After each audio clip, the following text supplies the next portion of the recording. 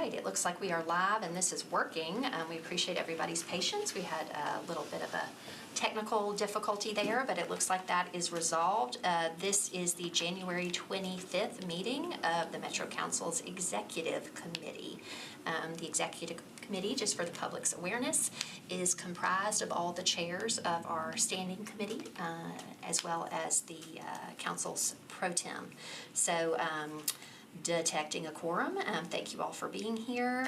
Just want to jump right into our agenda.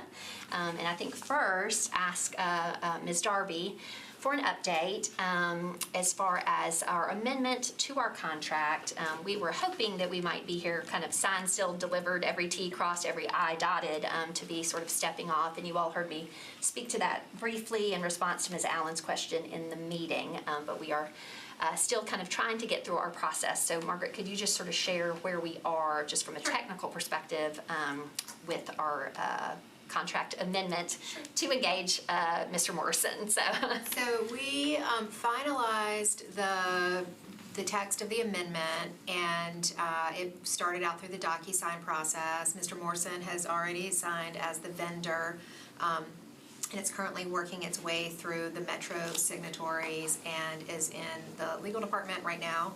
And after they sign off on it, there are 2 more signatures before it goes to the clerk's office. So as soon as that gets handled, we should have a finalized contract amendment. yes, and I appreciate Ms. Darby. She has being a hawk, like she's tracking it through DocuSign, pinging people, like, would you please sign this?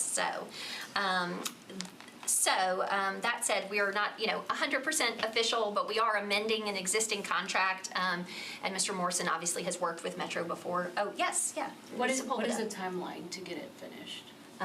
Do you have it should have been, the reason it was on the agenda today, this was our very, very cautious date that we thought last week that it would definitely be done by today, right? So that's why it was on our agenda. So, Ms. Darby, can you speak to that? I don't know the timeline, but it just takes people signing off. If everyone decided today they were ready to sign off on it, and it could go through this afternoon and be in the clerk's office. Yeah. But it just depends on when the DocuSign. As soon as you sign something and hit "I'm finished," it goes to the next person in line. Yeah. And so, as soon as signatures happen. It's concerning because session is already started, so I don't understand why after you're pinging them, they are still dragging their feet on this. I don't know, do they need a letter from us? Do they need a call from you? Ms. Darby has reached out, I have reached out, I have pinged the mayor. He is the last signature in the sequence of 3. He is aware, so we are doing our best. Genuinely, I did not want to be here today telling you all that we don't have the final signatures and we're, not necessarily good to go. But we do respect and appreciate Mr. Morrison. Already kind of, he is not, I guess the thing to convey is there is an existing contract. So Mr. Morrison is not actively lobbying for us right now, but we are still conferring, talking about his reporting. We're getting, because we are colleagues in sort of a relationship rebuilding space, we're getting appointments on the calendar for myself, whether individually or in partnership with Mr. Morrison. We are doing that work to set up those meetings. The next one with Senator Campbell tomorrow. Hello, Pro Tem Swara. Welcome, Councilman Spain. Thank you for joining us. You can just grab a seat anywhere there. And so it's not that we're not doing things, but we're just not in a, for compliance standpoint, right? It's not in that official, you are lobbying. So Margaret, I'll put it back to you and then I'm going to get it over to Mr. Morrison, but go ahead. That concern has been relayed and that you raised, and right now where we are just waiting for those signatures. Once we get them, we are ready to go with registering with the state, and then we should be good to have Mr. Morrison online. So we're just kind of in that waiting pattern right now. Yeah. I did appreciate I may have shared this with you all already, but the invitation of Caleb Hemmer. So prior to Stomageddon, I did go for the regular business meeting of the Davidson County delegation. I think there were maybe just 8 or 9 members kind of coming and going. Mr. Morrison was kind to be there, and so we did express that it was our intent to work with him, that the mayor's office was in agreement, that we were not going to be working cross purposes, that we are Team Nashville. So we did have that opportunity to convey to the delegation that this is the intent, and Mr. Morrison was there, and I did share that with them at that time. So it's not that we have not sort of read folks in a little bit to this is where we're going, even though we're not signed, sealed, and delivered. So, yes, Mr. Bradford. Just a more of a suggestion, question, but last term we were getting weekly updates from Ms. Hauser. I was just wondering if we can still expect that same level of detail. Absolutely. Because those were very helpful to kind Yes. of keep track of everything. Yes. Plus, Absolutely. I would put that information in my newsletters and socials so that my constituents were aware of what the state was trying to do to us. Thank you. I'm glad you were reading. Ms. Hauser and I worked together on those. So. Absolutely, and I think that was, part of why as we thought about stepping off with this. So, again, knowing the intent and where we're headed, Mr. Morrison is, much as he would for his clients or otherwise, doing the active work that he does. He is tracking things, not specifically contractually for us, but just in a general space of doing the work that he does. So he is staying apprised of that. He is putting it into a format that once we are official, we will send it to the body, we will send it to you. So we are lagging. It's not through lack of trying. We really wanted to be on track there. But Mr. Morrison, I guess I would just put it to you to introduce yourself. Obviously, these are our chairs of our executive committee, and I guess sort of for. I know some bodies have the legislative committee or otherwise, but really thinking of you all as kind of the point persons, right? And so I'm going to be conferring directly with Mr. Morrison, but want to make sure that you all are, through me and through this body, like that we have got some good communication. So with that, welcome to Theo Morrison from Morrison Strategies. Thank you for being here. Thank you. Good afternoon, everyone. Hope you're doing all right. Very happy to be here. Again, I am Theo Morrison with Morrison Capital Strategies, and looking forward to kind of getting everything finalized so that we can really get in hot and heavy since the session has already started. But as the Vice Mayor stated, I'm there. I'm hearing conversations about things that are pertinent to Nashville. And so I am engaged within those conversations, but in terms of any actual lobbying, I am not doing that on behalf of the Metro Council. So, and really, yet. And so, and we've done a good job, I think, of just kind of being strategic in what we're doing, looking at this as a year for relationship building. Not really going out making any kind of full court press to try to pass legislation, but really kind of doing the monitoring and making sure we're able to kind of really defend what we have here in Nashville. So, already sort of tracking and thinking about the things that would potentially affect us and keeping up with that. From your perspective at this juncture, whether it's the intent around the property tax cap, or is there anything that's just sort of top of mind for you that's moving through for our awareness, just as a general Nashvilleian that does this work? Right. And right? you mentioned the property tax cap. There are there's at least one bill, House Bill 565, that was introduced last year that deals with the property tax. It has a referendum provision in there that's kind of been pushed by the Beacon Center. There's another bill that has not yet been filed that seems to come forth from House leadership, the Speaker Sexton. The Beacon Center would get behind that as well. But that would be a pure cap. And so that's out there. So I'm keeping my ears and my eyes open on that just to see what comes out in terms of actual language so that we can analyze it. And Mr. Morrison and I've discussed with Margaret before, I feel like, in previous years of our service, it was like, is there a song sheet? What are we saying? Who's saying what? What is the mayor's office doing? What are we doing? Or is anybody going up there who's speaking on our behalf, right? And so I do want us, to be nimble to respond, and having Mr. Morrison hopefully in there and keeping us apprised of that, I think is very important. But then also for something like a property tax cap, right, that has a maybe potentially longer horizon depending on the referendum piece or passage twice or whatever. I do think it's incumbent on us as in leadership, in partnership with the mayor's office from a communications perspective, to be controlling the narrative, right? Like not always being caught back on our heels in a totally defensive posture.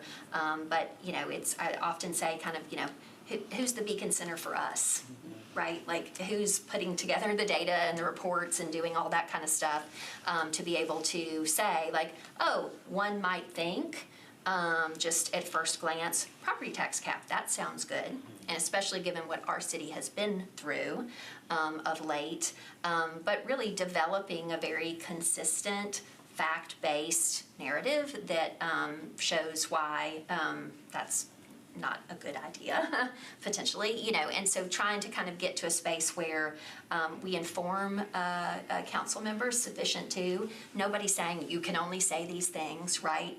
Obviously, as you share with your constituency, you're gonna have to tailor that, like, suburban folks who represent a more conservative constituency might frame that a different way, right? Because we listen to our constituents, we know what we're hearing from them, but if we have a fact-based kind of counter argument and we get in front of things and then we can diffuse that through our chairmanship and through our members to be putting that into newsletters, then we are helping to kind of build a cohort that is just not we're not in a space where it's only a Beacon Center op-ed or a report that goes to state legislatures, and then we're just in a very, very defensive posture, right? Like, we also need the op-ed. We need to have a response to things. Yes, Chair Gamble, you're recognized. Thank you, Vice Mayor. I don't know if it's appropriate to talk about this now since we don't actually have the contract finalized, but I just wondered about the process for how Mr. Morrison will be working with the council in driving whatever agenda or discussions that we want to have with the state legislature. How would that process work? Will it be working through the executive committee, through the vice mayor's office, in collaboration with the mayor, or just an idea of how that would work? Well, in various ways, because if we look, say, at the education savings account, right, such as it is referred to, vouchers, right? And this body did pass a resolution. So that now reflects the will of the body, right? So if Mr. Morrison got an inquiry, I don't know if anyone would necessarily care, but if he got an inquiry, what's the city council's position on this? Well, they passed a resolution in opposition, right? So we can show the will of the body through resolution. That's not necessarily always, that there's pros and cons to that, right? And we've all kind of had our feelings along the way of like, is this too much? Is that, et cetera. But when something does pass, that does reflect the will of the body. So there's sort of that from a communications perspective. But I have suggested and asked and spoken to Ms. Morrison, Mr. RV, and the mayor's office as well, right? Like, this being sort of a transition year, I think we assume that we are going to be pushing to a referendum on transit, that, this is the start of a new administration. We've got some relationship building to do, and so there may be some minor kind of housekeeping type legislation, right? Like there's an enabling bill at the state, maybe that you don't have to read about all the manhole covers and things like that. So if there's something that's sort of in a housekeeping space, Mr. Bradford, I think you shared shared with me, you had maybe already spoken to Mr. Jernigan, something related The to news today, he's already filed it. some carbon monoxide. I'm sure that all Yeah. child care centers in the state have carbon monoxide detectors. Right. Mr. Bradford had an acute event and a potential tragedy in his district, right? That is that's maybe a little minor thing. Before we had conferred and talked about kind of how we were gonna go about this, Mr. Bradford had already spoken to Mr. Jernigan. And so that kind of gets to like where we used to be, right? Everybody kind of had their own idea and they went to whomever they know. I'm not trying to thwart you all having those conversations with members of our legislature that are friends and colleagues of yours. Absolutely, you can have those conversations, but let's please be coordinated about what we are going to file and kind of, sort of eyes on the prize of relationship rebuilding. We may have to be in a defensive posture, who knows, about something, and so we don't want to get spread too thin for something that is new. This is the first time that the council will have had their own lobbyist, and so I just want to kind of go kind of slow, and it's not like, oh yeah, we want this bill and this bill and that bill and that bill, and it's coming through us, and we're telling that, and we're getting it to Mr. Morrison. Like, we are not there this year, especially because start of a new administration, working with them, getting the appeal, amending existing contract, getting to where we are, as we come into the next legislative cycle, we can kind of look at how we're approaching that. But I appreciate your question. Pro Tem. In the same line, except that, so even for this year, when we do have something, do we then just send it to you? Because there is one or two that is connected with the immigrant caucus that may already been filed. And so do we just email those to you? And if we have thoughts on the property taxes as well, because like you said, a lot of work has gone into that over the years and there's been so many attempts. So if we have any thoughts on those, just email them to you, will be the process outside of resolution. If you will send that to Ms. Darby, To right? Ms. Darby. And then so Ms. Darby, Mr. Morrison, and myself intend to schedule, and we have conferred twice now, but sort of just a weekly touch base. That corresponds then to the report that will go out to the full council. With feedback from you all as we get into that weekly cadence. I know it's almost February, but then your feedback can then inform his report, or you understand that there's legislation or there's things that you're thinking about. And then so if I am made aware, I can convey that at the weekly meeting. And then if Mr. Morrison needs to reach out to one of our chairs to kind of inquire, oh, hey, did that get filed, or who, or kind of get apprised. I'm not trying to thwart your communication there, but we've got to have sort of the central funnel so that we just sort of know what the landscape looks like, and that he has full awareness, right? Because it doesn't put Mr. Morrison in a good position either if one of us has conferred with a state colleague and has something going, and that he's representing us and he's not aware of it. Right, and so that's why, I think just as organized at present for this year, Margaret, I guess, I apologize, the sort of the assigned sort of, the role that is assigned to me in conferring with Mr. Morrison. Can you just sort of define that a little bit? So, ideally what should be happening is, and this was discussed, I think, at the last executive committee, is that this committee will be the body that kind of determines or addresses the state legislative, I don't want to say agenda, but, the goals. Those they are supposed to come to this committee, get funneled to the vice mayor. Vice mayor then is the person, the representative that will address and communicate with Mr. Morrison.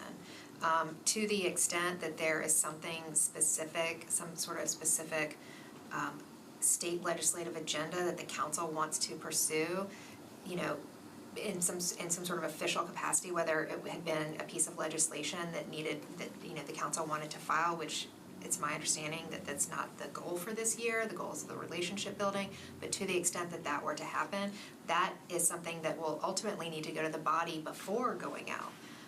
Because we speak as the council. I say we, I feel part of y'all sometimes, but the council speaks as a body. So you don't speak individually, but that doesn't preclude you from speaking directly to your legislator. Especially for sort of a technical there's a tragedy in Mr. Bradford's district or a potential one, okay, well, yes, shouldn't daycare centers have a carbon monoxide detector, right? Like, I don't know if we need to pass a whole entire resolution by the council to say that we need carbon monoxide detectors in daycare, right? Like, so there's some nuance there on that kind of level, but it is sort of orders of magnitude and complexity, y'all. I mean, if you think of it that way, orders of magnitude as to impact, right? And so, again, this is I'll use a meism, betwixt and between here, right? So, anyway, Chair Parker, you're recognized. Thank you. And just as a note, the live feed did seem to be going out on YouTube. So. Okay, great, good to hear. I think they would have come back in and told us if it wasn't working. I hope so. So, in the course of tracking, when I go through and try to review what's been filed, I usually end up with 400 tabs open and trying to track things, and then it's like, what's a caption bill that might turn into something? So like, I do just want to make sure that we've got some kind of process for like, if we're tracking, like, let's just say like daycare, and there's a caption bill that says to improve safety at daycares, but then, what actually goes to the committee is something that would maybe be detrimental to daycare. Absolutely. And, I don't find out about it until that morning. I don't have time to get the people in my community who are advocates and professionals in that space to be aware of it, to write in, to go show up to the hearing if possible. So I know that Nor should that be your burden, right? That is why we are contracting Right, with Mr. Yeah, I can speak to that. and thank you. Yeah, it's just having a way to, the weekly meetings, the periodic updates, but also like there's going to be times where it's like, hey, like we need folks down there to speak to this committee because this. Correct. What was a caption bill is now something that could be harmful to a space that's important to people. So. Absolutely. No, we kind of thought this through with the vice mayor, along with Ms. Darby, talking about things like that. And I am continuously tracking the bills that are being filed. I've already submitted some bills that were filed from last year during the 2023 period that are still viable for the 2024 session. So, so it's an ongoing process. But I go in, look at those, look for any updates.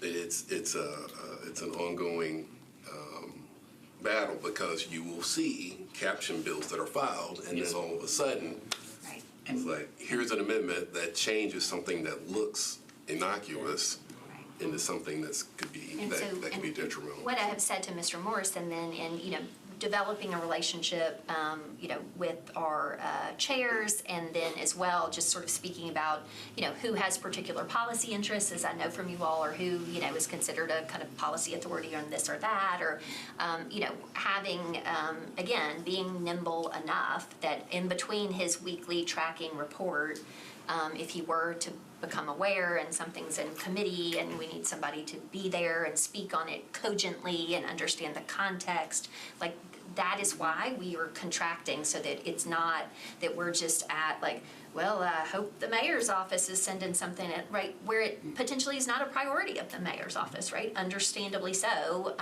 So it is trying to kind of strike that balance, but absolutely we want to be nimble enough if there's something like that, that we can get somebody who has a care and concern and feels like they can speak cogently on it to see if they can be afforded an opportunity.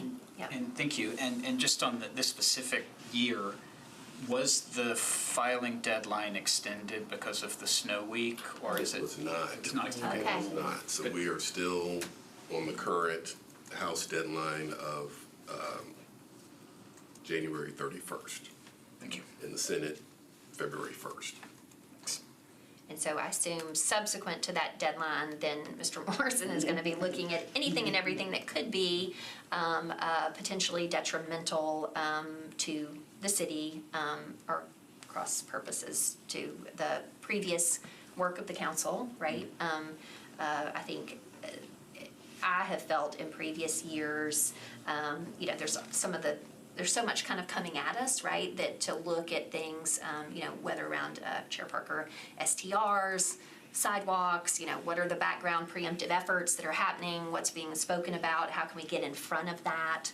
I have also spoken to Mr. Morrison about, things that we have passed as a body, or we may be considering passing as a body, or conversations that we might be having that we think will draw preemption, right? Because we have the first, second, third most, whatever it varies, preemptive legislature in the United States of America, right? So we've got to be very specifically looking at preemptory efforts. So,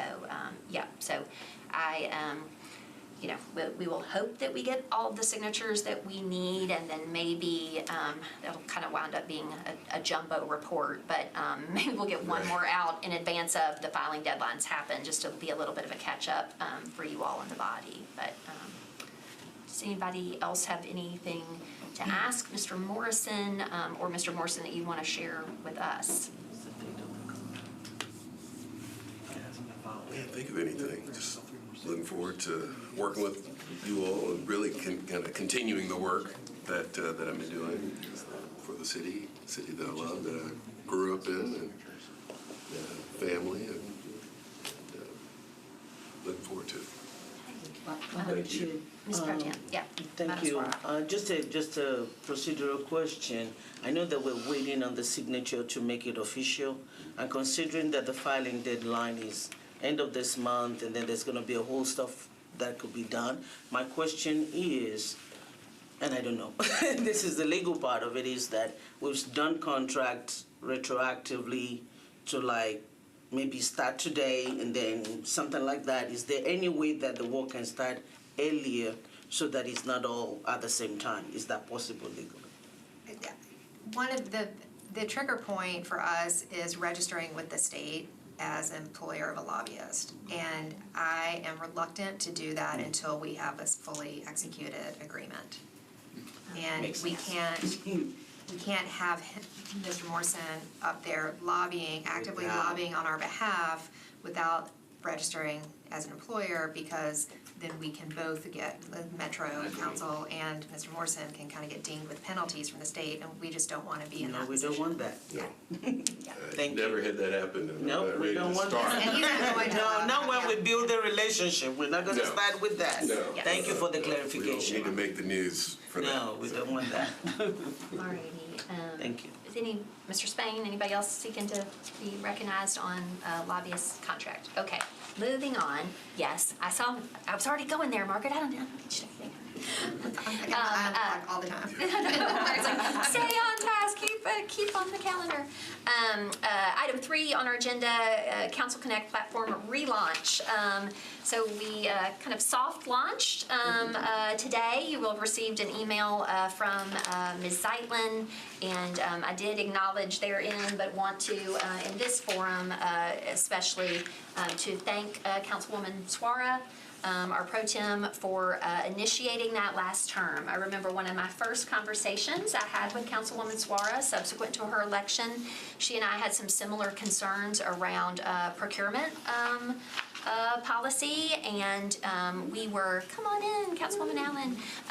She and I were wanting to talk about that, and I had a bill and she had a bill, and what were we going to do and how were we going to do it and who was going to do it, and that kind of thing. And we did everything in a noticed meeting or whatever, but just sort of the frustration that I know we have all felt, right, around how we do this work. And so Councilwoman Suarez advanced the necessary legislation to use the state-enabled platform and got that started. As those of us who are returning members will recall, did not really get traction, but I do think that was because of some kind of technical flaws in the system, right? So if you went in there and said, I'd like to talk about this, okay, it's just literally sitting there. There's no kind of activation or ping. Chair Parker has posted something about traffic calming. And so I have started to sort of forums or threads, if one wants to think about it that way, around stormwater. because we've got that meeting coming up at the end of January and some things converging around that. Ms. Weiner has some legislation. We saw that legislation come through before. And as well, missing middle housing, Chair Gamble. So what I do want to encourage you all in your chairmanship, those forums and platforms, they need a little boost and a little start, right? They need some level of engagement to kind of get going and get some traction. So I would call on you in your leadership of your committee. You don't have to just sort of be operating in the stormwater or the missing middle. Obviously, Chair Gamble in that space, or any of our colleagues who are interested in legislation in that space will engage there. Maybe Councilman Druffel or Ms. Weiner around stormwater, Ms. Allen. Thank you, Councilmember at Large Allen, for being here as well. Has a lot of good insight on that, either relative to, so that is for pending legislation, prospective legislation, implementation of legislation that's already happened. So last time, it was organized basically in buckets by committee, right? There seemed to be a logic there, right? Like these platforms are based around the work of committee. That can still happen if that's something that you think will be constructive, but we're going to let it be a little bit iterative. So we've kind of started a central forum. We've put 2 discussion topics up in there. That does not preclude you all. I welcome you all to start a topic that you think is related to either your own legislative work or what's happening through your committee. Right, so soft launch today, and I just want to encourage you all to engage with it, boost it a little bit on social media among your members. Just let's try to get some traction there, and see if it'll work this time around. Who knows? Maybe, but I think I really do want to express appreciation to ITS. There was a change in vendor. That was challenging, but maybe better because that vendor was willing to make some technical changes. This is not. We are somewhat unique as a legislative body in how we are, constrained by the state and given our size, and I don't have to tell y'all about the challenges that presents in doing good work. But this platform wasn't really built from scratch for us, right? If it were, colleagues, there are a whole lot of other things I would change, okay? So you're gonna go in there and be like, well, why does this? And it has to be called, trust.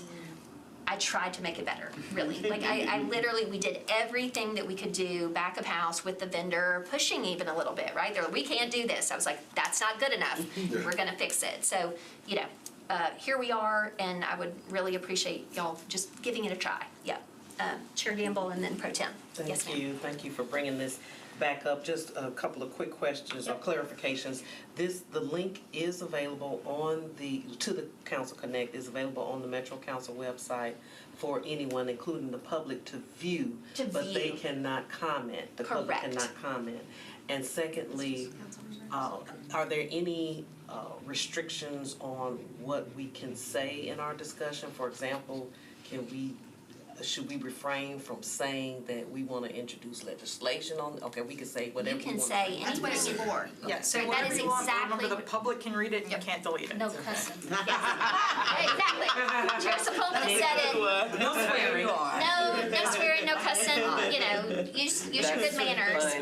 It is fully, it's fully in view to the public, but it really is, hey, colleagues, I've seen this in my district. Are you seeing this too? I've got a thought about this. Then Chair Allen, who has, Councilman at Large, has, she has the deepest, most lengthy institutional memory of anybody in this body. Okay? Yeah, right. But,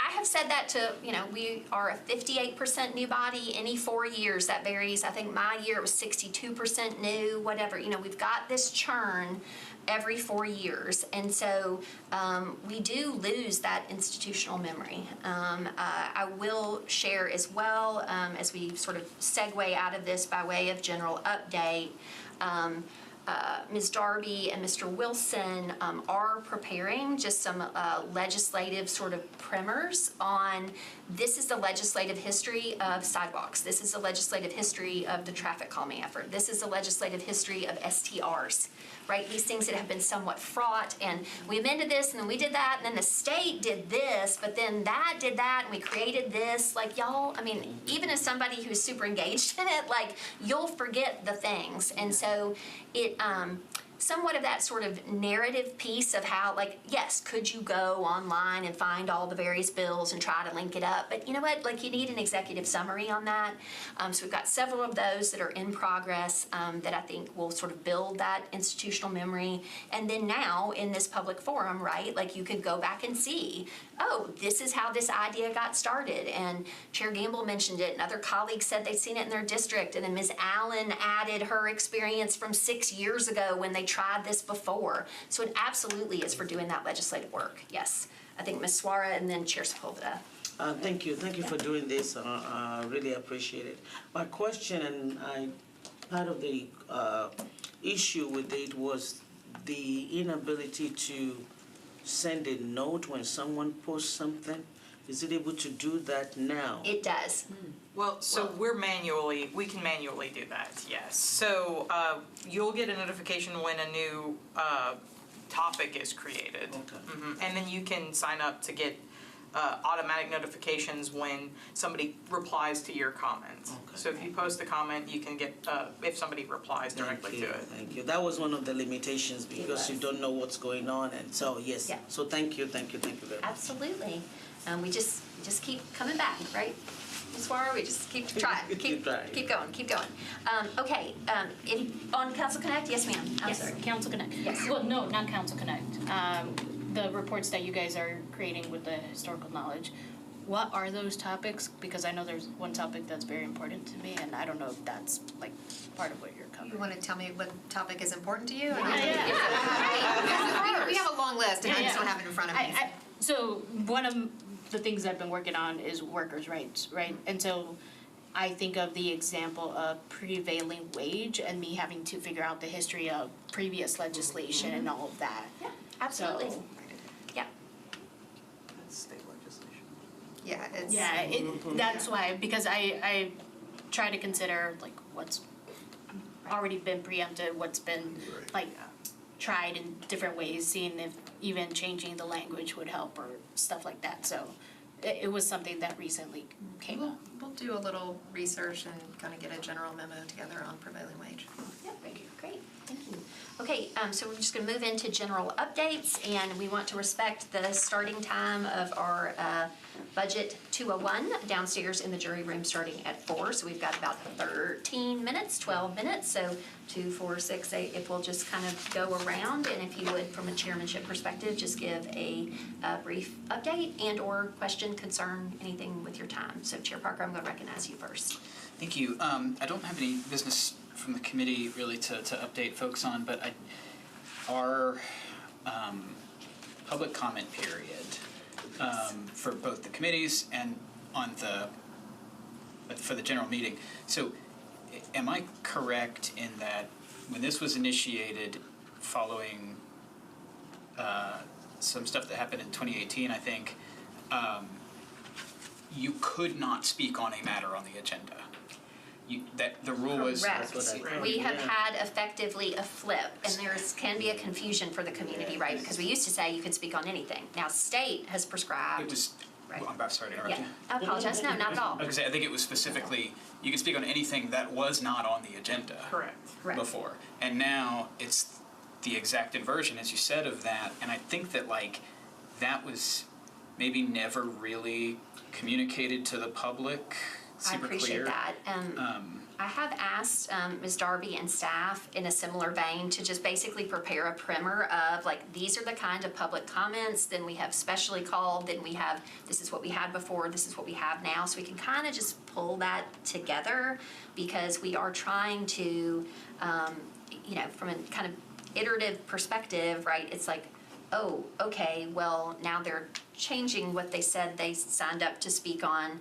So now we need to make the sign up more clear. There is a lot of work that we need to kind of do in that space. Obviously, that just happened on Tuesday. That's not on our agenda, but I appreciate your elevating it because we are thinking about it and working on it. Ms. Darby, is there anything you want to say on I just was it? gonna kind of direct attention to the agenda. The agenda itself, under public comment period, it does say what the parameters of the public comment period are. And then on our website, we have a kind of an FAQ information page about public comment period and what that is, and the difference between public comment and public hearing. And state law was changed last year. It was effective last summer, so we had to quickly get something in place without going through a rule. There's now a rule in place. The one thing that's probably worth pointing out is, yes, we did go from only being able to talk about things that are not on the agenda to now, per rule, we talk about things that are on the agenda. State requires that we allow people to talk about things that are on the agenda, but we could, as a body, change that rule and open it up to, you can talk about anything at public comment period.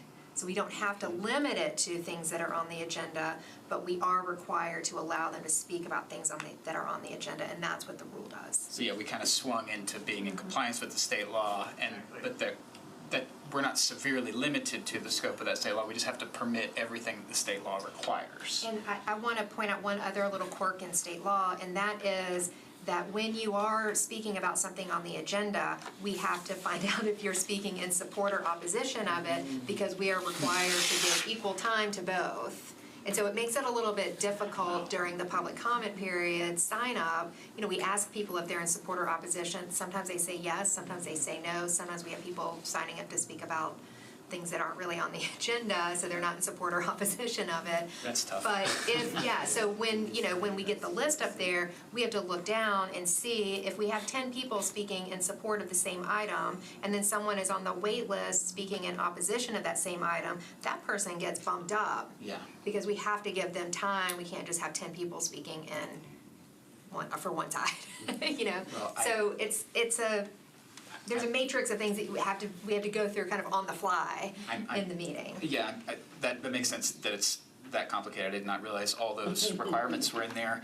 The circling back to the initial thing is just like folks who kind of internalized what it was I appreciate that. last spring, Yeah. maybe are surprised when they get here, and I mean that's just things change, I and appreciate I understand, that. but I think the public just hasn't quite internalized the change yet. Is all. Yeah, and I think we're still a little bit kind of figuring out and seeing how it goes in the new way, and so then how we need to communicate. But, Ms. Darby and I have spoken about that. It used to be come and speak on anything, and did we ever have at the end of the last term, just these sort of thresholds and changes, and so, yeah, I appreciate that. Be respectful of time. I'm sorry, you're the one running the meeting. Yeah, Ms. Allen, just briefly. On this topic, did we ever have a robust conversation saying, oh, now that the state has done this, we don't want people to speak off topic? Or is it possible to schedule on further down the line a discussion of that so we can make it? Absolutely, so again, we are in. So we're like, we did. We did. We are. The council did. Yeah, last year when it happened. Was it in the rules committee or as a group? We talked about it in rules. We had a Yeah. rule proposed that came up several times and kept And getting there was a lot of deferred. discussion. Okay. If you guys Yeah. remember, like, like on every aspect, whether we were gonna have a sign-up sheet on the desk, whether we were gonna sign up online. And that was end of We had a lot of discussion. term, and I'll just say it, end of term and election season, everybody busy, pushing to the finish line, so some of those details. And so when I kind of got here, like that's what we had, then it went through rules. So we need to discuss this more. I appreciate your feedback and your thoughts. I welcome them. Please send those to Ms. Darby if we are in a publicly noticed meeting together and you want to convey. I want to say to you all and just, to the general public and the body, I am doing my best in the moment with all the various factors, but I genuinely appreciate feedback and insight. And further, in the context of a meeting, you all in your leadership and or members, you can make a point of order, you can make a point of inquiry. I don't see I welcome that, right? Like it is a lot of stuff to keep up with. So we are on general updates on the agenda. I know that is something that needs to be discussed. When we set this agenda, that had not happened yet, so I'm not trying to thwart the discussion about that. We will talk about it more, but we don't have time to do that today. I want to respect the 4 o'clock start of the budget 201. I'm not sure if now that's gonna allow us to make it all the way around the table. That said, I know, pardon? Elevator pitches. Just, yeah, quick, like kind of 1 minute, if you could, as to your committee work, please. So the one thing I've got is I've been trying to get Aaron Williams from the mayor's office and Hub to come talk to the government ops committee because I've had several questions. When we met a couple weeks ago, you had asked her to do a training. So We got them, they're almost done. So Yeah. me and Aaron had emailed today. I told her if we are not able for some reason to do a presentation at the next government operations committee, or there's no ops committee or whatever, then I will reach out to council office and schedule a special committee meeting and open it up to the whole body and do those trainings. That's all I got. Okay, appreciate that. Not much update. I would just add that I want us to be careful that as we talk about the state not allowing people to speak, we want to make sure that as a body that we're not falling into that. And I'm not just talking about the public, I'm talking about even within council. I had a lot of comments and stuff indoors and outdoors online about asking so many questions yesterday, even by leaders of the council. Things happen, but we should not fall into this is much, this is not. As we all also should also be mindful of our colleagues and try to do things earlier. But I just want to make sure that those two lines are not crossed over. Chair Porterfield, quickly. Hey, everybody. We're looking at some working committees for budget and finance. I do have 3 proposed topics that will be shared out with the body. If you have a proposed topic that you would like to see us working on, if you could just relay that to Director Darby and we can work on it together. We do have the nonprofit space, funding through nonprofit with the budget, procurement, and also looking at right-sizing departments through HR. So those are the 3 topics that we're looking at, and if you have an additional topic outside of that, please let Director Darby know. Okay, Chair Stiles. Thank you, Vice Mayor. So we are currently working public facilities, arts and culture, on another publicly scheduled meeting for Metro Arts and the ongoing saga regarding the grant funding, the debacle that ensued, and just bringing transparency to the general public as well as the artists involved, and also the organizations that were involved in that process from the last meeting that we had last month. I got a lot of response in feeling much better about how things were going, which is good. Director Singh came, as well as Davey Tucker, who's handling the complaints from some of the artists that have filed a concern. We're progressing, moving forward. This new meeting will have some representatives from organizations, individual artists, and Director Dietz. So if anyone has any questions, of course, this is going to be disseminated as a calendar invite. If you have any questions, I guess route them, and then they'll come to me. Okay, great. Chair Sepulveda. Yes, we had a robust meeting yesterday. We looked at some of the initial numbers from data based on our boards and commissions raised,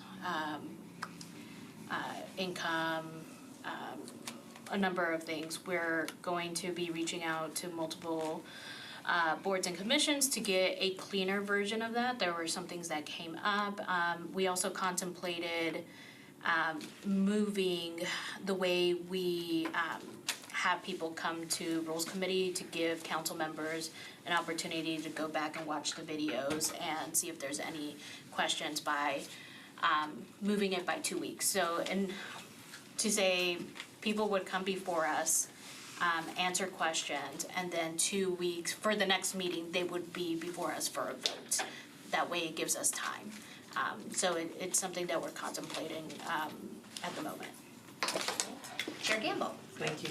The council body will be receiving a letter if not tomorrow, early next week, about starting the process for reviewing the capital improvements budget wish list. We all have completed that, and the council staff and the planning staff are putting it all together in the list to get to us.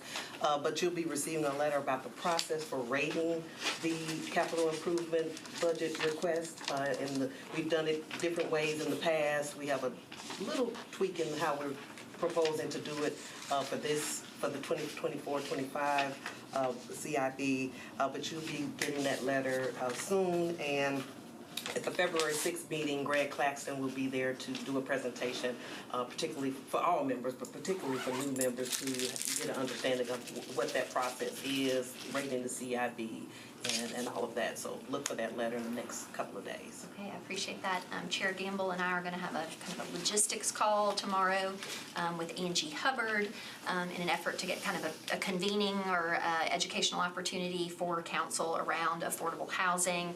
I know Ms. Allen has been working with ULI. I want to kind of get those things in coordination because I think, we went to the Barnes Affordable Housing 10th anniversary today, and I really did appreciate how Ms. Hubbard was kind of pointing out how, the level of intention, whether with Barnes or other things, being brought under the umbrella of our planning department, right? And so that affordability piece and that housing is so important to the community and I know to the council. And so we want to make sure, whether by way of working group or special efforts, that we are still continuing to highlight and elevate that work. So we'll have that logistics call, and I know we're kind of going to touch base with her individually about some potential things in the policy hopper in that space. And so I appreciate that, and thank you too for co-hosting with me tomorrow. I hope many of you are coming from Saturday. Okay. Saturday. What day is it? And I'm sorry, it is on Saturday with lunch here at the office, our urban planning kind of tabletop workshop. Colleagues, I do want to bring your attention just as we close here, condensed committee days, okay?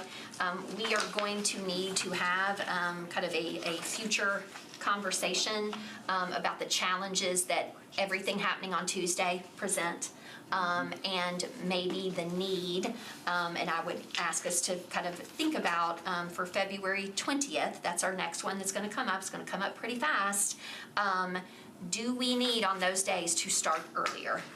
And I would like, in showing you the whole calendar for your consideration, think about, right? Because I know when you say, oh my gosh, we're going to move it up to a 2:30 start or a 3 start, I understand and respect the implications of people's other employment and so forth. But I wanted to give you all these dates so that you would be aware that if we were to pull things forward on those days, again, this is our whole entire term, right?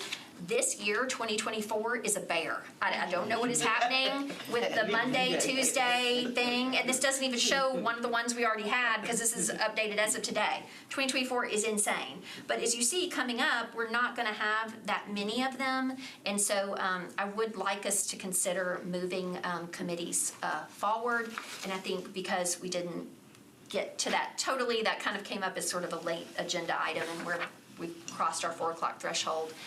But I think if you want to send feedback to Hannah or Margaret, they'll relay that to me. And I think as an executive committee, if we could kind of get to a place, maybe it's a 3 start, maybe it's a 2:30. I'd like to see us pull it back into the 2s to be able to have sufficient time.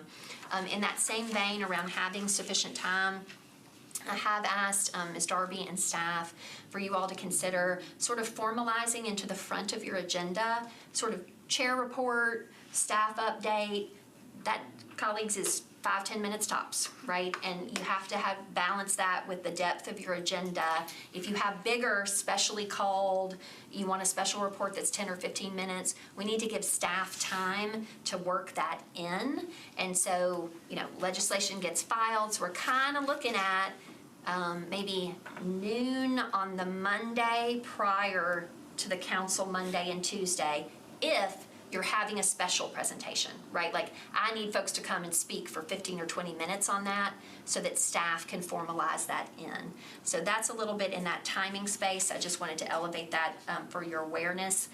But for your chair reports, whether through consolidated consent agendas that you're working on, but just sort of normalizing a little bit off the top, right? So for staff, departments from an accountability perspective, knowing that they need to be there in committee because they might be called on for a question or update, and just making that consistent throughout kind of the weeks, rather than waiting, and maybe having a bigger chunk. It's not that you can't have that chunk, we just need to give staff a little more lead time on that. Okay, again, any future topics, anything, you can relay those to me, Hannah, Ms. Darby. We're going to continue to talk about public comment. I welcome your feedback on the condensed Tuesday, starting earlier, and otherwise, with apologies, we are at 4:05. So if there's anybody else, do I have a motion to adjourn? So moved. Second. Okay, we are adjourned. Thank you. Thank you. Way to know your visions.